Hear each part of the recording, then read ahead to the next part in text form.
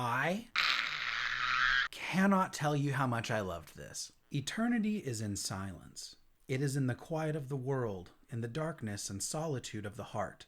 These are the things that make forever out of instants. These are the things that turn the time it takes to walk across 40 feet of bare floor into eons. As I walked slightly ahead of Basander Lynn, it seemed as though I could feel the weight of those alien eyes on us, on me. If the Cielcin objected to the lieutenant's presence, they gave no sign. They held their silence close, watchful as the ever-present stars that lurked somewhere beyond the stone that formed the roof of our world. Basander and I stopped, alone in that empire of silence.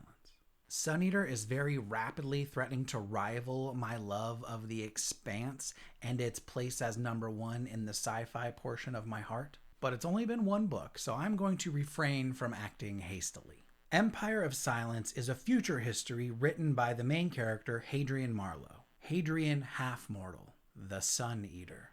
At the time of its writing, Hadrian, through his heavily modified and superior biology, is over 1,000 years old. Empire of Silence is the first record of his history, which starts with the separation from his family and his fall from grace, and then his messy, complicated rise to prominence. Though he's not quite there by the end of this book. Hadrian is angsty at times. He acts rashly. But at his core, he is a man who cares deeply about people and wanted nothing more than to be an explorer, documenting alien races and finding new worlds. But the world would not allow him that fate. Similar to other sci-fi main male characters, Hadrian is melodramatic, a point that gets often and humorously pointed out to him and by him. And I think one of Ruocchio's greatest successes with this book is that he endears Hadrian to us, or at least he did to me. Or perhaps since this is Hadrian's autobiography,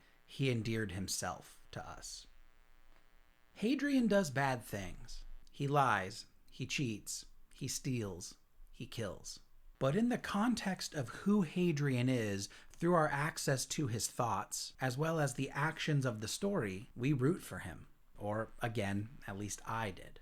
Hadrian can be a very unlikable guy, but I like him very much. He is a character that resonates deeply with me, and that doesn't happen a lot, so automatic bonus points. I was very taken with Ruocchio's prose. I think his writing is just terrific, and I've gushed about it to several people. In my estimation, he has really perfectly melded the grandiose nature of epic fantasy with the technological and social world building of a space opera. He just really nailed it. It is comforting to know the sun will always rise. That is, until it does not. Until it dissolves into cold ash and the universe runs down, or you do. Fire fades. And life. Or it is snuffed out. For the chapel candle, that is no tragedy. The candle knows not when it is extinguished. It is only a symbol, only the avatar of the unconquered sun lit to keep watch through the night in the chantry temple. But the human flame knows, and it shivers, not from the wind, but from fear, from the sickness of the heart. And so I shivered in my cloying bed, and on the floor beside it when I could lie amongst its folds no more. Though I was but 103 years old, next to nothing compared to the centuries I have since counted, I felt my age and the specter of my fleeting mortality. I felt the ache in every once broken bone, felt every scar from every wound healed on the street and in the Colosso.